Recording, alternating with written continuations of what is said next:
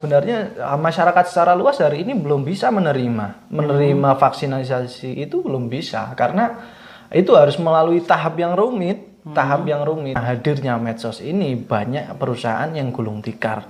Oke. Iya. Artinya ini memang dianggap sebagai musuh tersendiri, tetapi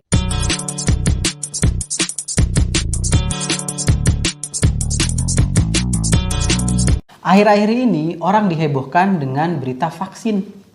oke. Ya, jadi sebelum vaksin itu dirilis, di berita yang berkembang itu disertai dengan gambar, dengan video malahan. Jadi di video itu terlihat orang divaksin dan setelah vaksin itu kejang-kejang, dan di situ ada videonya, cuman untuk penyuntikannya itu memang belum ada kayak gitu. Nah, jadi video yang beredar di situ sudah dipercayai banget. Oh, ini setelah vaksin kayak gitu. Dan di situ sempat ada narasumbernya juga setelah disuntik kayak gitu. Yang berbicara soal vaksin masih. Iya, seperti itu. Itu gimana? Oke, jadi yang perlu dipahami oleh masyarakat luas sebenarnya begini. Terkadang yang perlu kita pahami dari kerancuan medsos, ini kan salah satu sebagai kerancuan medsos, apakah ini betul atau tidak kan kita masih ambigu ya.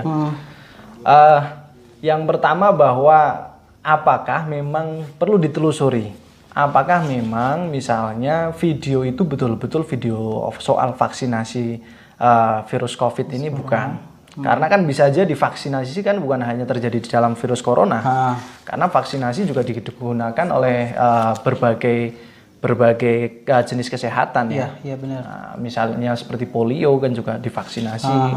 Ini yang perlu diperjelas dulu sebenarnya. Apakah video di dalam gambar tersebut memang secara jelas menjelaskan soal corona itu dan vaksinasi soal corona itu atau bukan. Lalu yang kedua soal narasumber yang menceritakan soal kronologis kejadian itu. Si narasumbernya ini siapa? Jangan-jangan misalnya orang dari luar atau sebagai warga biasa gitu kan. Kemudian memberi statement tuh di video itu merasa bahwa saya setelah divaksinasi tapi anak saya mengalami kejang-kejang dan lain sebagainya tanpa terkonfirmasi dari pihak kesehatan, misalnya satgasnya atau dokternya yang memang melakukan itu. Nah, vaksin coronavirus itu kan masih limit banget prosesnya yang lama itu, dan sekarang meskipun sudah rilis itu kan masih limit.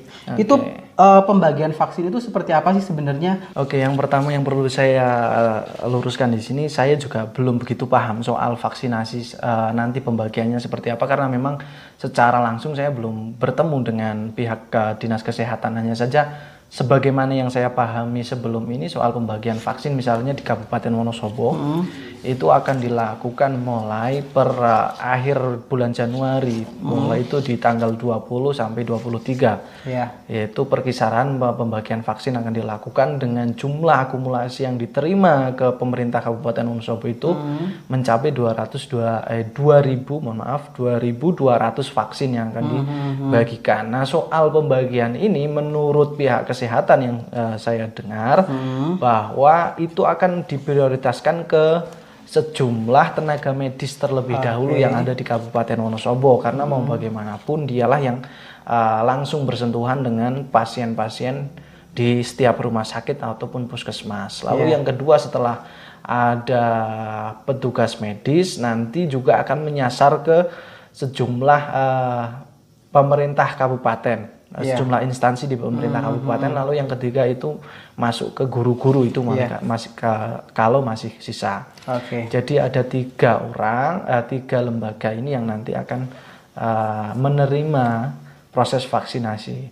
Kalau dikatakan kurang itu pasti kurang karena kan jumlah yang diterima Pemkab saja baru sekitar 2.200. Artinya dari kisaran angka yang masyarakat Wonosobo sekitar 500.000 sekian, maka itu perbandingannya sangat jauh sekali.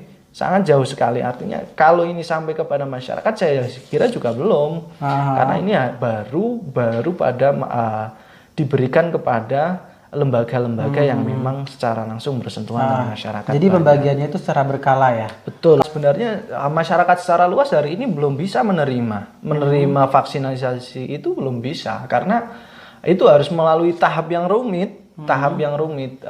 Kalau di Kabupaten Wonosobo sendiri saja yang daftar jumlah penduduknya ada 500.000 sekian, hanya menerima 2.000 sekian. Artinya kan jumlah ini sangat kecil. Belum menyentuh angka 10% saja belum. Masyarakat yang ada di Kabupaten Wonosobo, apalagi kota-kota yang lain.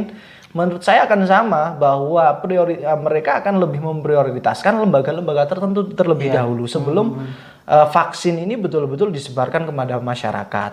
Terlebih adanya vaksin ini itu baru yang langsung masuk ke masyarakat itu kan baru sampel uji coba yang dilakukan oleh pemerintah pusat kepada beberapa orang yang memang secara sengaja disuntikkan. Artinya bahwa sementara ini kalau saya lihat di kanal-kanal pemberitaan juga belum ada yang mengalami dampak secara serius akibat dari adanya vaksinasi itu. Produk jurnalis sama produk netizen itu kalah hebohnya kayak gitu.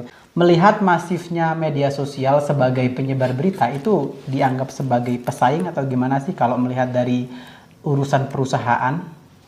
Ya mau tidak mau awal-awal kami bagi para jurnalis dengan hadirnya medsos ini menjadi tantangan tersendiri. Jadi tuntutannya nambah ya? Iya betul sekali.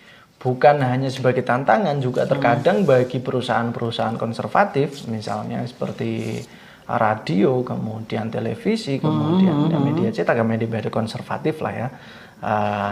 Itu memang tidak sedikit yang mereka justru karena hadirnya medsos ini banyak perusahaan yang gulung tikar. Iya. Artinya ini memang dianggap sebagai musuh tersendiri. Tapi di lain sisi saya melihat ada pergeseran. Bahwa hari ini mereka juga tidak mau stagnan dengan apa yang mereka lakukan selama ini. Mereka juga sudah ada banyak yang melakukan pergeseran ke arah online ini dengan melakukan media sosial. Nah, terkait dengan banyak netizen yang memposting sesuatu sehingga bisa menjadi isu, itu juga tidak terlepas bahwa sebenarnya ini perbedaan produk jurnalistik atau produk netizen yang tadi dikatakan. Kenapa kemudian produk jurnalistik lebih banyak kalah dengan produk netizen? Karena yang pertama, netizen bisa langsung memposting itu tanpa harus mengkonfirmasi apakah pemberitaan itu betul atau tidak. Itu yang pertama, sehingga ketika orang-orang penasaran, mereka bisa langsung masuk, memberi komentar, memberi like, atau semacamnya, memberi emosi mereka terhadap berita yang muncul. Tapi kan jurnalistik tidak bisa kemudian bebas semacam itu. Jadi tahapannya lebih rumit dibandingkan produknya netizen gitu ya? Betul sekali.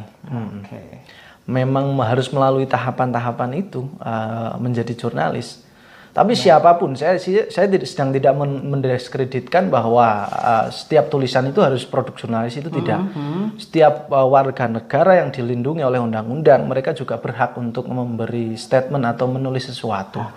Hanya saja kalau itu kaitannya dengan masyarakat banyak, lebihlah berhati-hati. Ya. Jadi kalau kita dihebohkan dengan hoax, bukan tanggung jawab di jurnalistik ya? Ya, kalau ada hoax itu ya memang bukan tugas kita. Tugas kita adalah meluruskan. Rumit ya jadi jurnalis. Rumit. Ya. Terima kasih ya atas waktunya. Sama-sama. Terima kasih. Itu dulu dari kami. Jangan lupa subscribe, like, dan komen. Thank you. Bye. Bye-bye.